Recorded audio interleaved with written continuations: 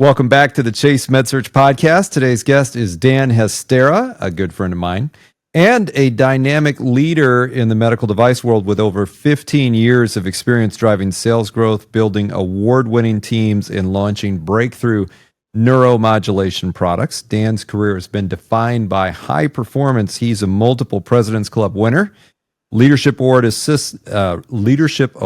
recipient, and former Regional Manager of the Year. He's also known for designing best-in-class global training programs, consistently exceeding revenue targets, and he has led multiple successful neuromodulation product launches.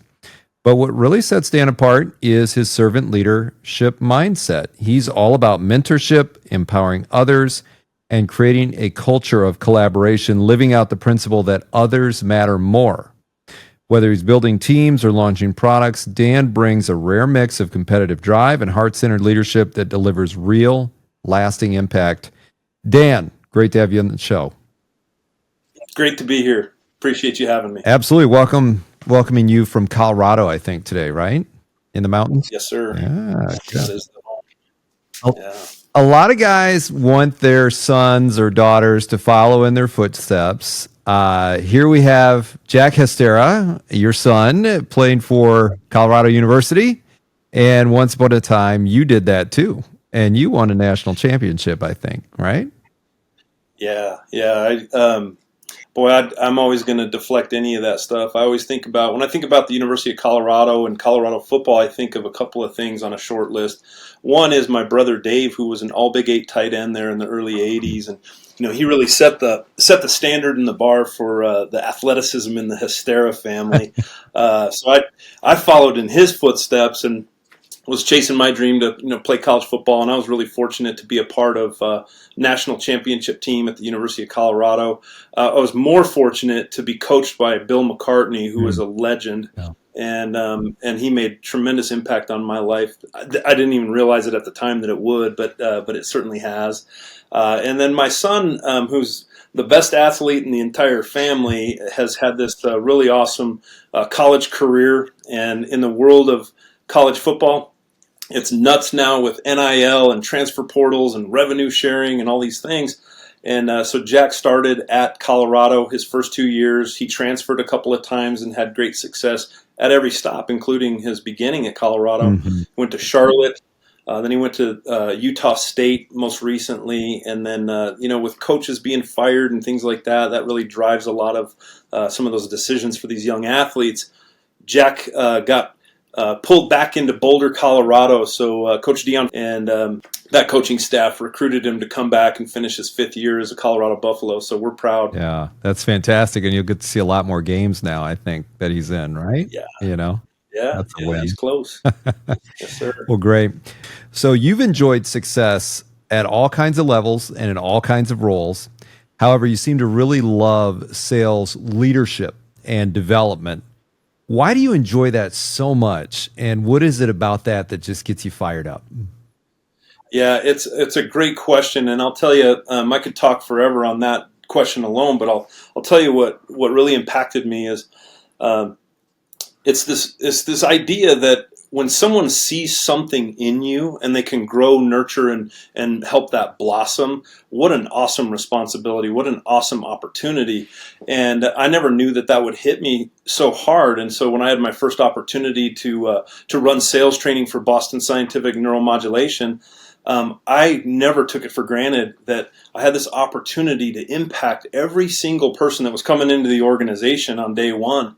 And I was at the front gate letting them in, and so being able to take them down that path and through that journey of training and development, seeing in them what they didn't see in themselves, because they were at times fearful and worried, and have I made the right decision? And so that's kind of where it all started. But that's a big part of it, and that kind of spans into coaching and development. Whether you're running a sales training organization or you're leading a sales team, it's all the same. Yeah, and another aspect of that is selecting the next generation of leaders if you're at a company that's growing. And what, in your experience, do companies get right about picking folks for those to fill those seats, and what do companies struggle with or get wrong sometimes when it comes to making leadership selection decisions? Yeah, I think about that from the standpoint that it seems that the more established companies have either learned or adopted really early on to have that downrange line of sight for what's next. And I think all great and exceptional leaders have that mentality. They're looking downrange. They're not just trying to survive the day, the month, the quarter, or the year. They're looking at what's next. And the ones that do that, they do it really well because they think about their bench. They think about how important developing their next leadership team should come from within, and or at least put great effort to do that. And so the companies that get it right have that vision downfield, and they say, hey, what do we need to put in place? Even if it's not imminent and a priority right this minute, it will be. It will come upon them at some point. And so I think that's really important. So the ones that do it well, they're looking downrange. The ones that miss the opportunity to do that well are in a little bit of a survival mode, is what I've observed. And that's okay, and I understand that, but you have to kind of fight through that and find ways to see what's next. It's not just about surviving the quarter and hitting the number. Mm-hmm. That's very important. That's mission critical. But how you do it and what's next and what impacts what is next is really important as well. Yeah. If you're a high performing sales rep driving around from Amarillo to Lubbock, listening to us guys on this podcast, and you're performing well, things are clicking along, but you really want to put yourself in position for that next opportunity in your career. You think you're ready for it. You think you want it. What are things that people can do within the frame of their current job to prepare themselves both for that role and also to get noticed as somebody that should be considered for that role? Yeah, well, first of all, I've made many of those drives out there in West Texas, so a lot of time to think and talk when you're riding with a rep in West Texas, So, anyways, yeah, no, that's fond memories of my time in Central Texas and managing teams down there. But yeah, I think here's what I reflect on. I think of many football coaches; they all have great sayings and things to get you thinking. And one in particular used to say, "Be ready so you don't have to get ready." And I think that's what the essence of your question is, or the answer to your question. You got to be ready to get ready. So what does that mean? And so one, there has to be a desire. There has to be a safe environment for someone to come to a leader to say, hey, here's my goal. This is what I want to do. And as a leader, you have to be ready to help them be ready, And so being able to have a process to create opportunities, and to dig in and to get more specific about what they're looking to do. And so you got to be a great listener and dive in with that rep and find out what does that exactly look like, even though we know we don't have a perfect plan to get there. But then you start realizing if they want to be a sales leader, you need to put them in leadership opportunities. But you have to put them in a position to succeed in that, whatever that might be. And that's being able to identify, their will and their skill, because they might be willing to do that, but they may not know how to do that. Or they may know how to do it, but they're just nervous and they're worried, And so, being really in tune with those things to be able to help guide them and then make it very intentional. So if we're going to go down a path towards a goal, we have to have a development plan in place. We have to have a buy-in and agreement with that rep and with that leader to know, hey, what are the benchmarks and what are the steps that we need to take to get there? Yeah, no, that's excellent advice. If they get picked, how do they show up ready to go? Let's say there is a development plan in place. Now you've been selected for this high performance or, next generation leaders. Does someone come to mind that showed up at one of your classes or your training sessions that was they are just ready to go? They are just going 1,000 miles a minute. You're throwing it and they're catching it, Yeah. It stands out, and it's easy to identify if you got your radar up as a leader. It'll stand out. And I'll share two names with you and be brief about maybe the story. But I think of Eddie Verrills, and so Eddie Verrills and I worked together at Nevro, and he was a rep on my team. And right out of the gate, he just was a sponge, and he wanted to learn, and he was quick and willing and vulnerable to say, this is where I want to go, Dan. Help me get there. And how flattering is that as a leader to hear somebody come to you to say that, you know what I mean? And so much responsibility that ties into that. And so Eddie Verrills to this day is a sponge, and I'm grateful for our friendship and our relationship, but he's had this wonderful career where he's blossomed into leadership roles and just continues to grow. So Eddie stands out. And then also Jonathan Stone at Inspire Medical. Jonathan saying really similar, this is where I want to go. This is what I want to do. Help me get there. And I think what's important too, and maybe this is more of a Dan thing, but I think it's valuable for everybody. When you have those opportunities as a leader, you want to come into that with a lot of humility, because none of us have all the answers. We have experiences. Hopefully we have a lot more scars on our knees from, skin in our knees and making mistakes and learning from that and being able to share that wisdom. But yeah, I have great relationships with both, Eddie Verrills and Jonathan Stone. And Jonathan has taken on, leadership role at Inspire Medical, doing wonderful things there. And so his willingness to take both of them to take the coaching, the process, the development, and wanting it has been fun to see. And I'm very grateful that I got to be a little bit a part of that. Yeah. I want to go inside that process because you have had the opportunity and been in the position to really build leadership development programs for turning these high-performing reps into high-performing managers. Take us inside that process. What is a leadership lab, or for lack of a better term, I'm sure there's something else you'd call it. What does that look like? What kind of experiences are you trying to provide folks in that classroom setting or real world or whatever? Tell us about one that you built. Yeah.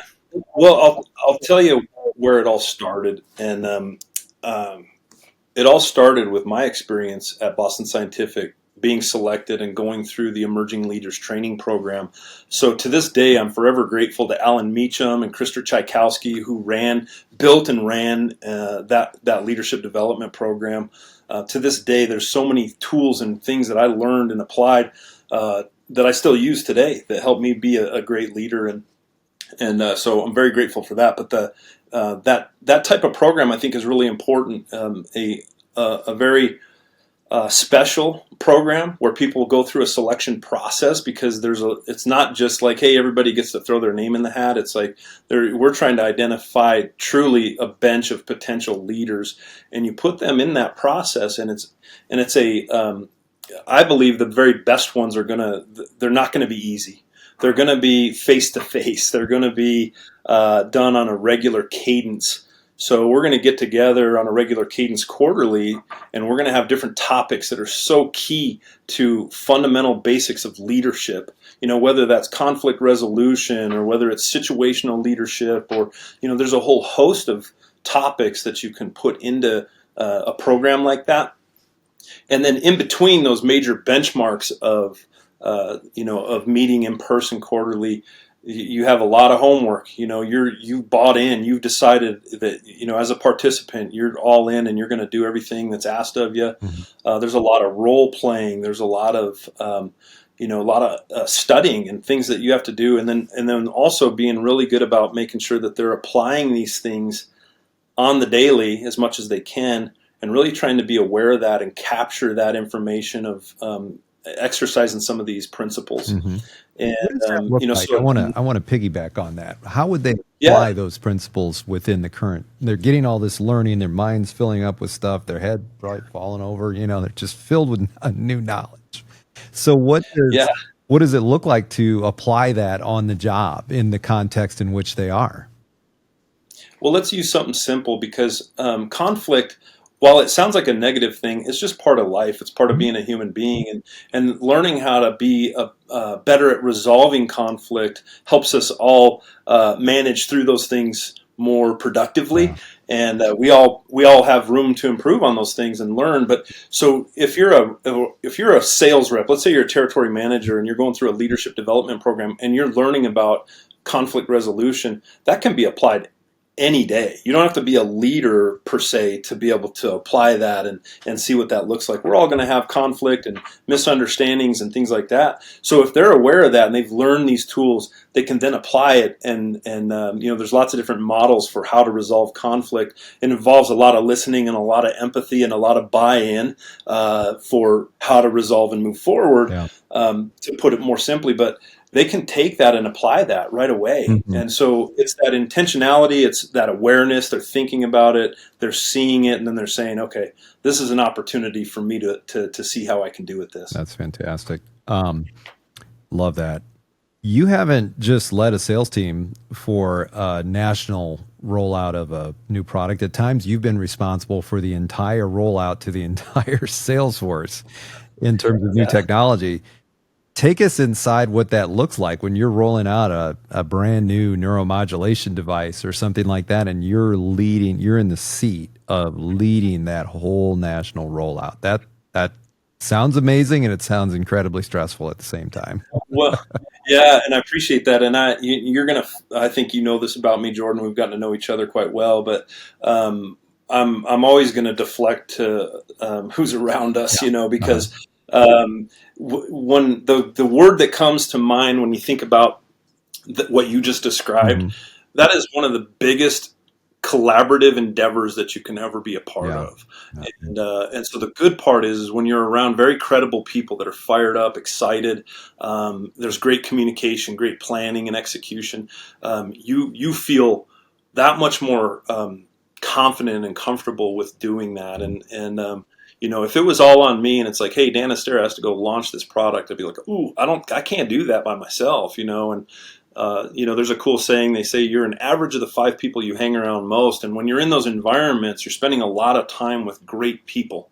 And my average has always gone up because of the amazing people that I got to be around in those environments. And so yeah, it's quite a responsibility. But when you start to divvy up who's responsible for what, and you have some central point of command and direction and all that, it just starts to flow. And it can be if it doesn't go well, it could be one of the most frustrating things you've ever been a part of.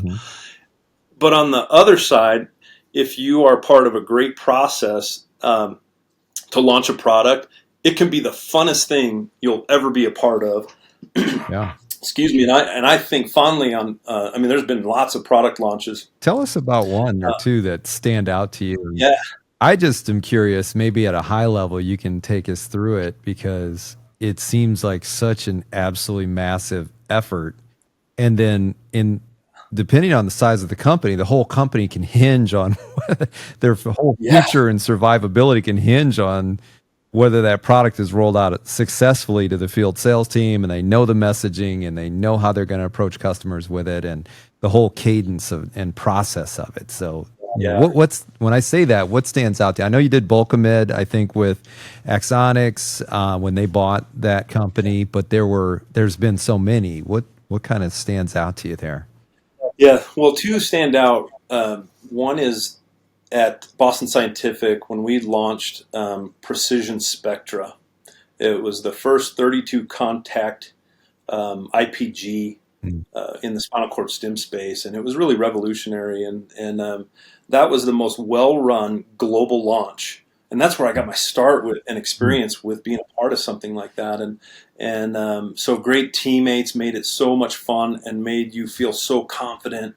And so we did that in outside the U.S. first. So we went to Western Europe, and we went to Australia and places like that to go train people. So we got to cut our teeth in a smaller, safer environment, which was nice. Yeah. Then we did our U.S. launch, and man, I think about like Tom Collard and Lucas Hyun and all these great people that were a part of all of that, and the endeavor of how many people and how much work and hours and effort went into it, but it never felt like a burden. It was so much fun. So we had a huge successful launch there that I have fond memories of, and so much that goes into that process. And then I also think about at Axonics. So pre-FDA, I was very fortunate to be one of the first So I was on a short list. I think there was about 5 or 6 of us that were the first commercial hires pre-FDA. Hmm. And it's like, all right, we have this blank slate to build a product launch and sales training and all those good things. And I'll tell you, the thing that stood out about that experience was a transformational product to go compete against somebody who had been in the marketplace. You know, the InterStim product was on the market for 20 years at that point with no competitor, and so we were hungry to go take their lunch, and we had an absolute fearless leader in Ray Cohen. Um, Man, if there is an in the box process for how to build a company, launch a product, and go grab massive market share, we're not going to live in that box. We're going to test and push the limits of everything, including how do you build messaging, how do you build a sales process Yeah. and a training process, how do you build a sales team. Boy, you know, there's so many things that Ray Cohen did to really push them out of their comfort zone. Yeah. Comfort zone was, hey, we're going to do it this way because this is what we did before, and he would always challenge that. And so, Mhm. obviously, they had tremendous success and have since been acquired by Boston Scientific. And I could go on and on and on about both just those two experiences, but it's a fun process. Talk about a team environment and a huge responsibility, like you mentioned. That's what it's all about. Yeah. I don't know Ray, but he's been on at least one podcast that I have watched and listened to. And I know people who know Ray and who are salespeople, and he seems to have just an exceptionally high EQ. I know he has a high IQ because you can't have that job without that, but the EQ is really strong. And I've talked to people where he would just call them out of the blue. They're sales reps and they're doing well, and he wants to shoot the breeze with them and talk with them. And the man seemed to be able to compile a absolute followership that, in my experience, very few can. That's sort of unrivaled in a sense. As a CEO, he really had a lot of salespeople that are very good, 100% behind him and running through every door for him. I don't know if You know, that's accurate. it's interesting. So here's what I think about often, because I learned so much from that guy, so you know who he reminds me of, and there's parallels here, is Coach Deion Sanders, and we're talking college football in Yeah. Colorado, and Coach Deion Sanders and Ray Cohen are brothers from another mother. I mean, they have so many personality traits and leadership qualities and things that they do. If someone says you can't do that, you are going to light the biggest fire under either of those gentlemen's backside, and they're going to show you that it can be done. And so that kind of courage, that kind of confidence is really rare. And I think what happens is people gravitate to that very easily, because I think that's something about leadership, is that people, as leaders, regardless of what our leadership role is, we need to ask ourselves, would I follow me? Right? We all have to ask ourselves that. And I think that that's an important question that we have to ask ourselves. And then we have to answer honestly. Would I? Do I have courage? Do I have steadiness? Do I have the kind of qualities that it takes to lead people towards a goal and on a mission? And so, people like Ray Cohen and Coach Deion Sanders, that's what you see from those guys. There is no lack of confidence. Right. And that is, that spreads very quickly. So now all of a sudden you got people following you on the mission, and they feel highly confident as well. Yeah. It's a rare blend of confidence, intelligence, EQ, all kinds of stuff there. Oh, yeah.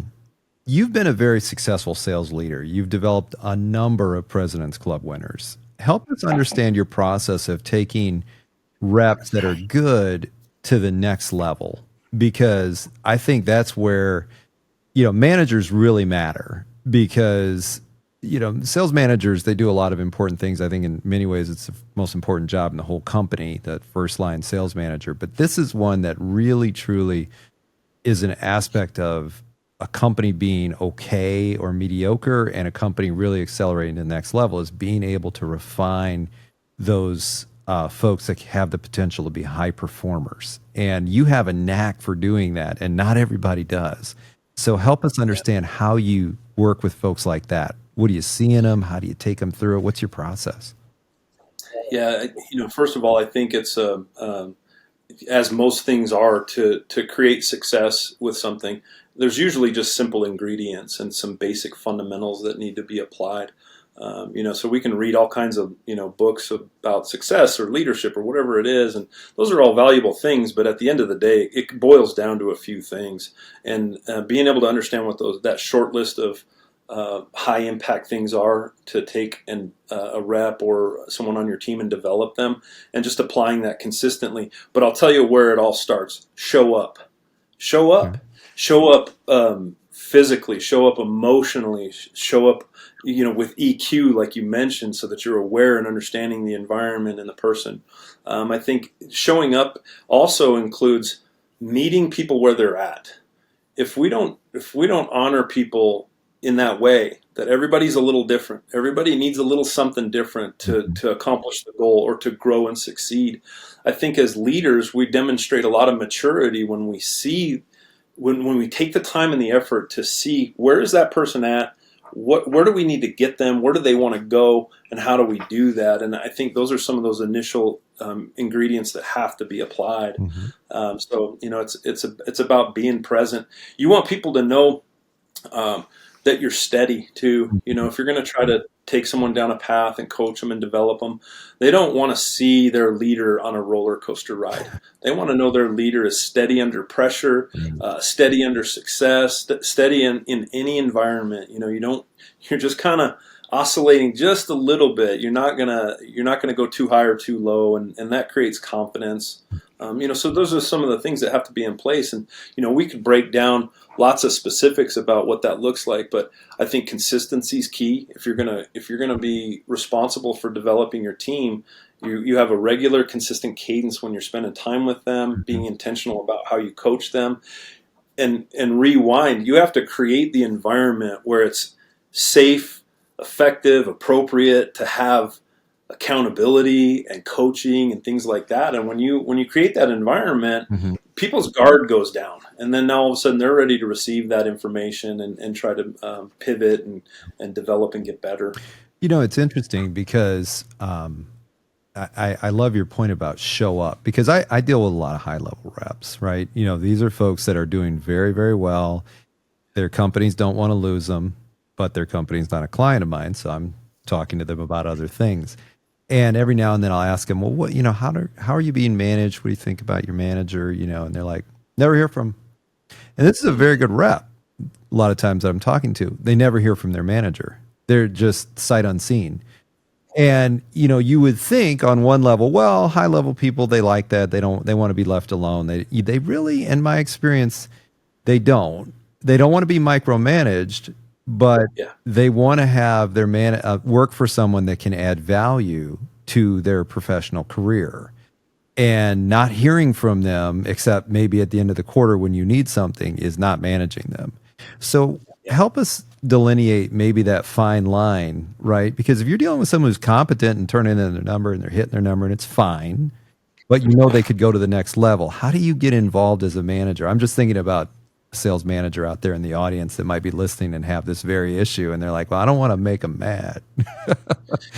Yes. Wow. A lot to think about there, but I'll try to break it down on a couple of things. So one, it goes back to situational leadership. You have to meet everybody where they're at, and depending on whatever the task is, you have to identify their will and skill, and then lead appropriately. So that's part of it. The other part of it is understanding.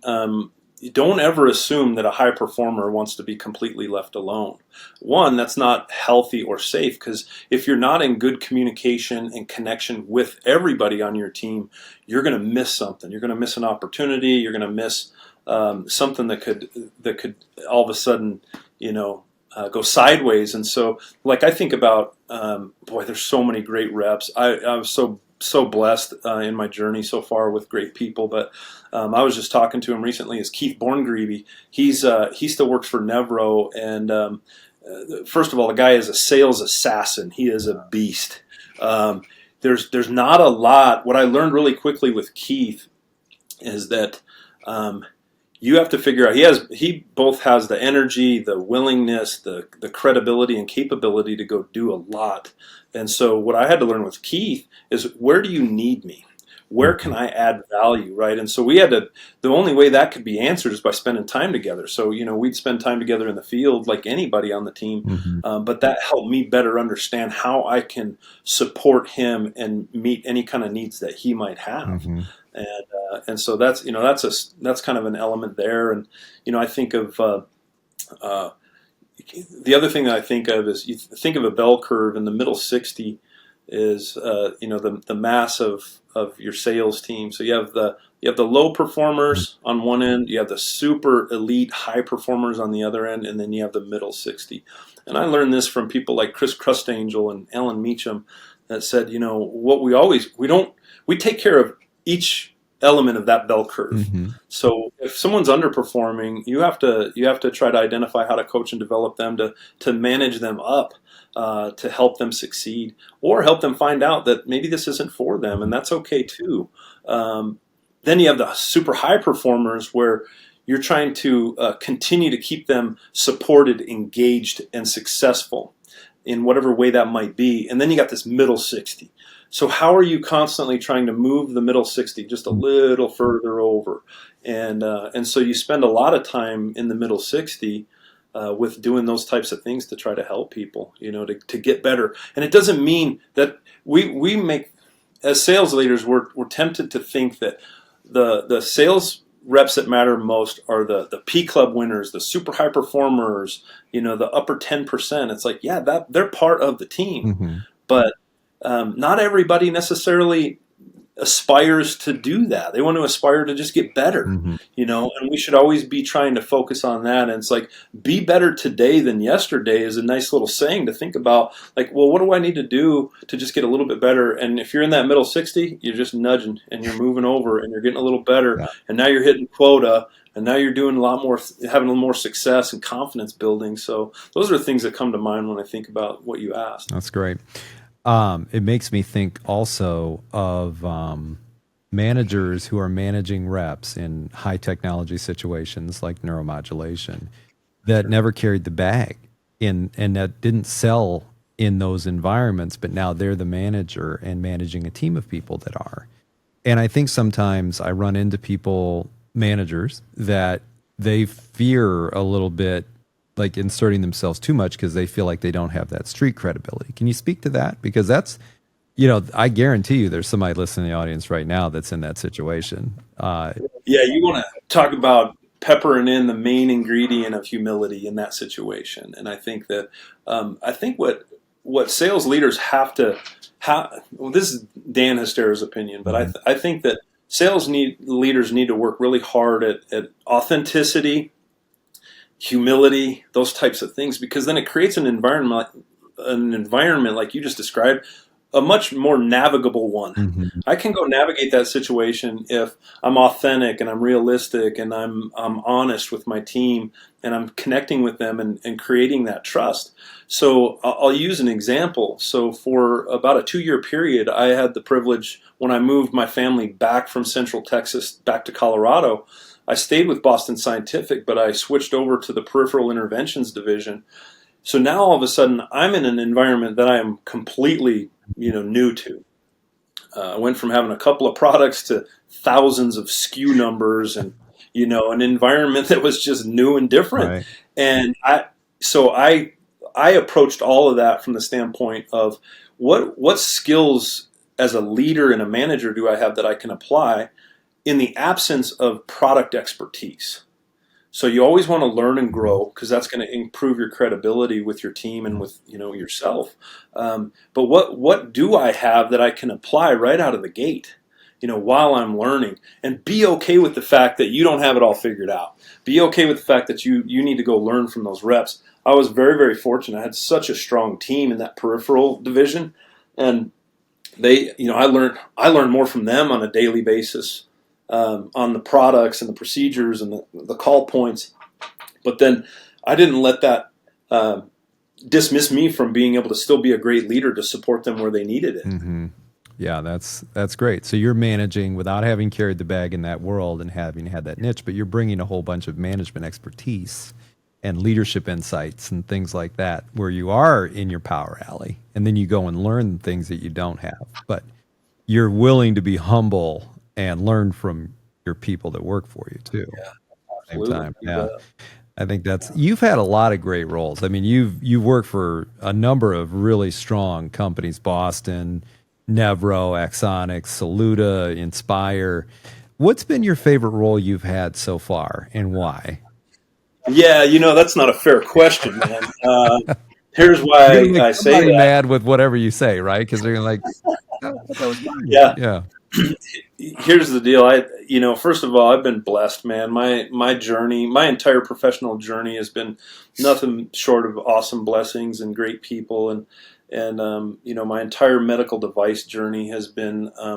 Every time I turn the corner, it's like, wow, that's awesome. How cool. I get to be a part of this, or I get to, build and develop these relationships and friendships. And so each one of them have so many unique characteristics of experiences and things that help develop me as the person and leader that I am. And so I'm grateful for all of them. Mhm. Um, I have a lot of fondness, if you haven't picked up on that yet, with Boston Scientific because I got my start there. And I know we talked about maybe touching on that a little Mhm. bit, but so my big thing is when I have an opportunity to impact others, to see in others what they don't see in themselves, and to be able to go help grow and develop that. To me, that's fantastic. Like, I love it. That's my wheelhouse. So whether that's in a sales leadership role where I've had the opportunity to do that for many years, or it's in a sales training function, they're both. You get that opportunity in both those areas. Here's what I'll add, though, is that in a sales training leadership role, as I mentioned before, you're touching every single new hire. You are impacting and setting the standard for culture and belief and vision and process, and you could go on and on. And what a responsibility! And so I'm always flattered and don't ever take it for granted that like there are hundreds of people that I had an opportunity to touch their professional lives in some way. Yeah.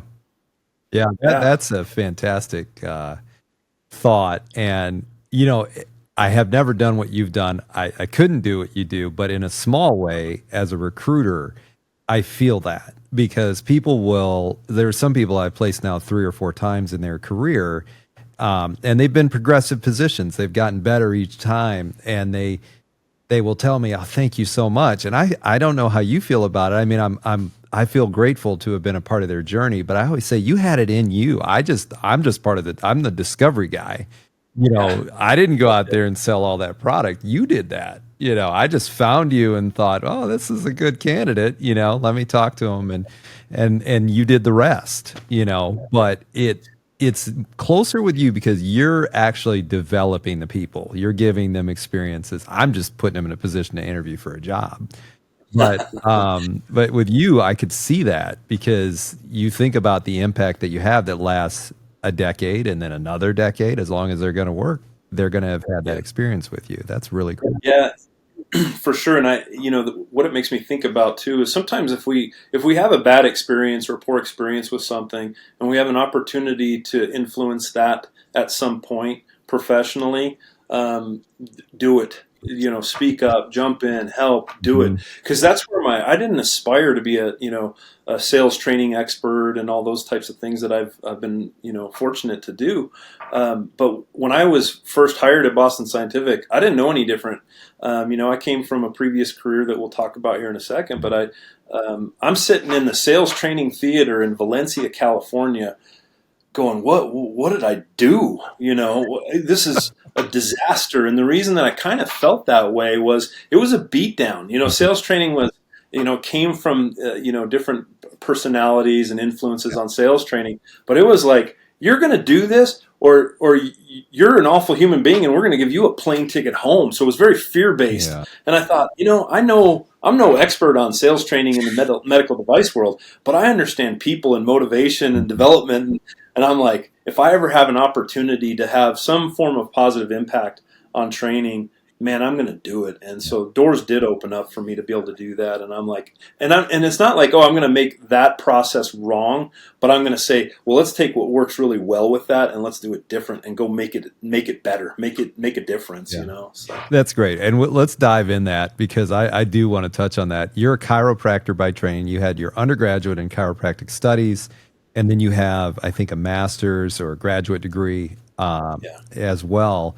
And then you're a practicing chiropractor for 12 years. You're running your own business. What on earth led you to take a flight of fancy and go, hey, I should be in medical devices. You know, I should be a clinical specialist doing this stuff. What took you that way? Yeah. You couldn't have paid me a bucket of money to tell me that I was going to sell my practice and go work in medical device and then be there for 16 plus years and also move my family 3 times. Like there's no way I would have told you lost your mind, you know, and so yeah, so Yeah. you know, being a doctor of chiropractic was an honor and a privilege, and it was something that you know, I had people in my life that made a positive impact on me as an athlete and just as a human being through chiropractic care, and one was my brother, and you know, so I was in that profession and down that path, and I was very fortunate. I, for most of the years that I was in practice, had a high volume practice. So touching and being a part of helping a lot of people was awesome, but the downside was physically. It started to really wear and tear on my Mhm. shoulders and my wrists and things like that. And so I had a buddy in med device that said, man, you should go into medical device. And even if it's just temporary, go do that. You would speak that language well, etc. And so I sold my practice. So I was fortunate to do that. And I went I went to work for Boston Scientific, and I chuckle because of one, I just, man, I'm so forever grateful for the people that took a chance on me. Mhm. uh, you know, Chris Crustangel, he was a new manager at that time, and you know, Grant Mudd was one of the reps, and Mike Canning, and you know, this is all brand new Yeah. to me, man. I've Mhm. been in practice for 12 years, and here I am interviewing for a job in medical device, and I'm like, what is happening, you know? And so you know, those three in particular took a chance on me, Yeah. and that's what a lot of people just need. And you know that from what you do every day. You're trying to identify talent, and you're trying to help encourage and nurture people down a path to get a job. Mhm. You just need someone to believe in you, Yeah. and I've been fortunate to have, you know, great people like that believed in me. Then you got to go show them they made the right decision. Yeah. You know what I mean? And so, but that's where it all started, and it was supposed to be temporary, Jordan. I was going to do this for a year or two, rest my body, figure out what's next, Sure. and here I am, 16 plus years later, and it's been nothing short of awesome. Yeah. That's so great. I have placed, I think, 3 or 4 chiropractors into clinical types of roles in medical devices. They've all done really, really well. And I kind of joke with my brother that I can get them placed if they'll take doctor off their resume before their front name, because that freaks everybody out that interviews with them. And there's one guy in particular I can think of that I just have told over and over, just take the doctor off your resume. And he won't. He will not take that I'm like, it's fine at the bottom of the resume, but they won't Yeah, do it. So, but they're yeah, great. that's a Chiropractors understand pain. They understand pain. They understand the spine. They've been through great advanced training. It's phenomenal background. Yeah, for sure. Right. Yeah, I mean, I think, and I've talked to a handful of chiropractors that have looked to me because I've made that transition and have had a lot of success with it over the years, and so I'm always humbled to have that kind of conversation. And while there's no, you know, I think about when I try to give them advice, it's trying to understand their motivation too, you Yeah. know, because if you're going to make a change, the question is why. You know, initially for me, it was I just needed to rest my body. Then all of a sudden it's like I kept having fun and being involved with great people and a great organization, and so then I didn't look back. So they have to understand their why when they're thinking about, you know, making a change. But you're exactly right. it's all about credibility, and so a place where a chiropractor can make that kind of jump if they have the right reasons why they want to do it. Their credibility is high on a lot of things. Clinical credibility, they speak the language, they understand.